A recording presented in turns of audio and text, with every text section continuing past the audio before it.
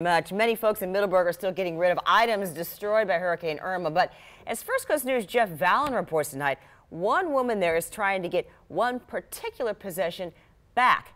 You could say it floated away, then against all odds, she found it, but weeks later, getting it home, that's still another thing. Jeff's going to explain all this.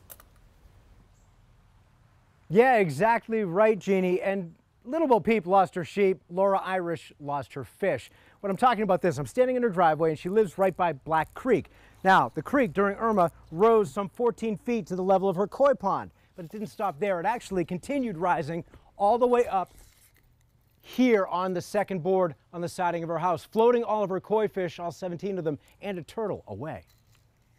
Built this house a lot higher, probably 6 feet higher. After Tropical Storm Debbie in 2012, Laura Irish and her husband had prepared for future storms. Flash forward to Hurricane Irma this year, they now had a koi fish pond to think about. Super healthy. I mean, most of them were about this big. Also, live poultry, 3 dogs and a cat. So we got a menagerie. So as you can tell, I love pets. Humans, house, hens, dogs, and cat all made it through the hurricane, but you can't just bring fish inside. And part of our prep was to put a net over my koi pond. Figuring the creek would rise, which it did. Figuring the net would hold the fish in. It didn't. So finally, we managed to get the net off and look in, and nothing left.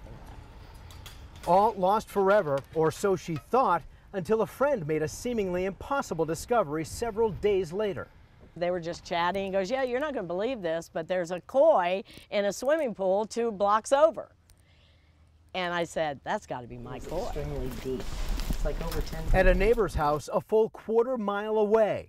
Imagine the odds. And so we went and looked at it, and sure enough, it was dreamsicle. Pool has become its own growth-filled pond since the storm, and despite efforts to lure her with food, Dreamsicle has decided to remain elusive. We had somebody in the water trying to get it with a pool net. We had somebody cast netting. Even built this makeshift drag net, chicken wire, and bamboo poles. Ingenuity. Real wide so we could just drag it along the bottom so it would go to the shallow end so we could catch her more easily. Well, she was too smart for us. She just went straight to the... Beating a retreat to the murky deep end every time, where she's still hiding. Laura hasn't resorted to the rod and reel method, at least not yet. Or maybe even a fisherman or something that could capture that fish. I don't know, but...